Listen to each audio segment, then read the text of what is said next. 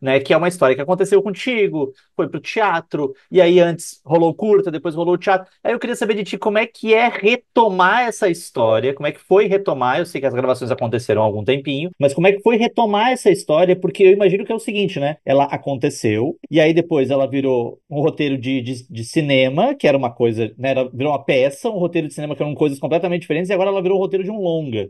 Então, assim, como é que foi voltar essa história? Como é que foi reelaborar tudo isso? Eu escrevi a peça em 2008, só que a peça não consegui estrear. Aí fiz uma versão adaptada para curta, com três personagens. Aí a Clara investiu. Em 2010 ela filmou, em 2011 estreou.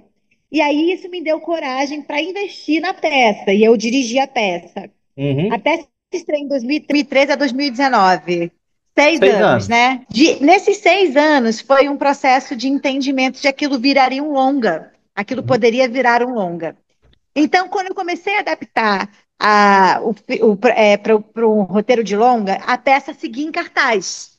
E foi um processo muito rico, porque muitas coisas que eu fui melhorando no longa, eu queria ir melhorando na peça.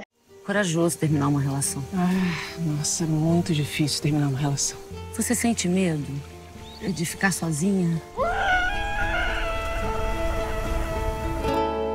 E aí eu queria que tu falasse um pouquinho da tua relação com a Clara, assim, parafraseando Caetano, as dores e as delícias de ver mais uma vez essa história sendo transposta para o audiovisual, né, com uma linguagem, com a visão da Clara, enfim, mas e algo além de tudo muito pessoal para ti, né, que já que aconteceu contigo, enfim, em termos semelhantes ao da história. Então, como é que foi essa Sim, comunicação? a nossa comunicação ela é de muita confiança e de muita sinceridade.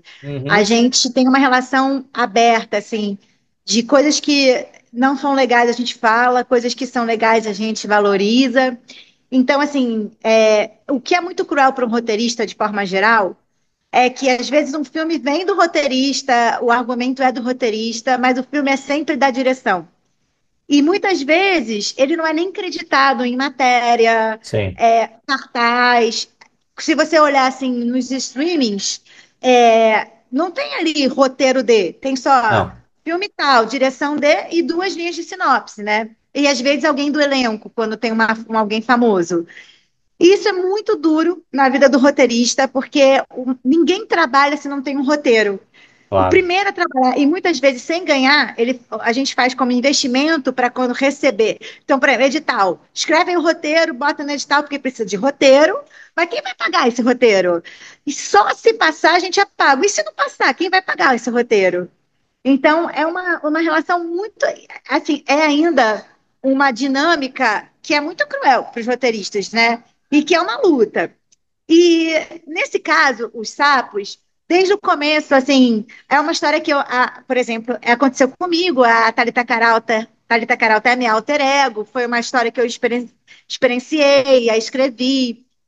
Eu sempre conversei com a Clara desde o começo. Clara, isso é a maior dor que a gente tem, às vezes, você entrega a história para alguém e não que a gente. E assim, não é que a equipe vai te apagar, é a própria mídia, Sim.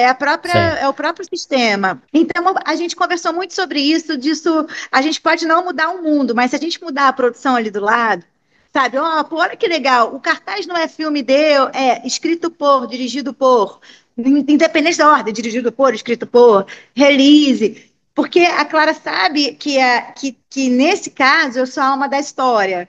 Quando é uma encomenda e você só recebe para fazer, você não tem tem controle. Sim, sim.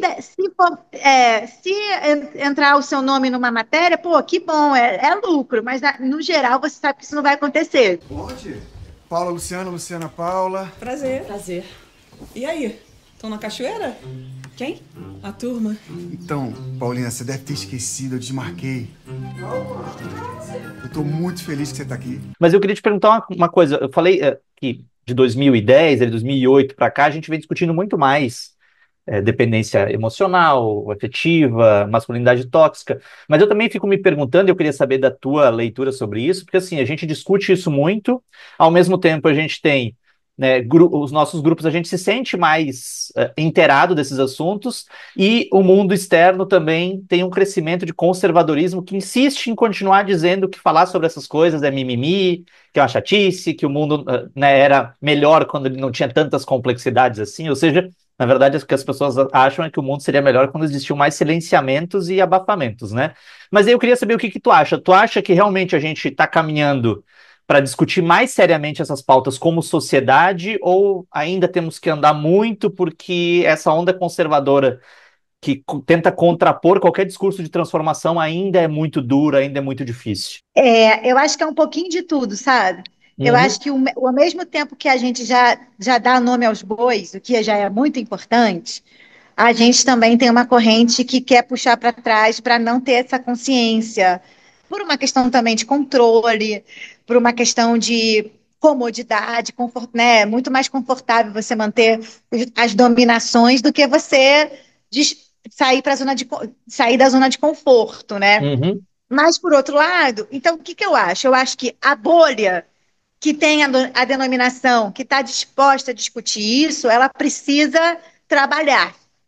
Então, acho que a gente está muito longe, muito mesmo, porque por exemplo, que sou uma pessoa de classe média das artes, eu tenho umas 10 pessoas à minha volta vivendo situações abusivas, então, assim, só que a diferença que eu vejo de anos atrás é que as pessoas estão mais conscientes do lugar que elas estão. Isso uhum. não significa que elas vão conseguir agir de uma hora para outra. Essas ferramentas, nem todo mundo tem dinheiro para fazer terapia, nem todo mundo tem dinheiro para se separar. Né? Existe codependência emocional e codependência econômica. Então, são questões Perfeito. muito encruadas, né? Uhum. Então, assim, mas eu acho que já tem uma consciência de algum lugar, assim, e já tem grupos de apoio, o WhatsApp nesse sentido, a internet nesse sentido, ela é potente porque ela ajuda a ter grupos de apoios, e eu conheço vários grupos, né, que não precisa necessariamente você ir fisicamente. Mas eu acredito que ainda tem muita luta. A gente não pode, eu acho que seria negação a gente falar que as coisas estão maravilhosas, assim. Acho que as coisas estão bem melhores e elas têm que seguir, a gente tem que continuar fazendo muita força para que a gente seja que essa consciência, né, ela vire a massa. Fica à vontade e vamos comemorar nós três o meu reencontro com a Paulinha, né, capitão? Claro. A mata silencia e o bicho-homem invade a mata, atrás de alegria, enquanto a cidade aumenta, explode e aumenta e vira tudo fobia. Só que no final, duas mulheres serem amigas, apesar de tudo isso, eu acho que é o que a gente tem. É porque a nossa natureza é se unir. E vem toda uma sociedade patriarcal querendo nos separar, fazer a gente brigar. Só que a nossa natureza é se acolher. E ali essa cena, para mim, é o significado disso, sabe? Bacana.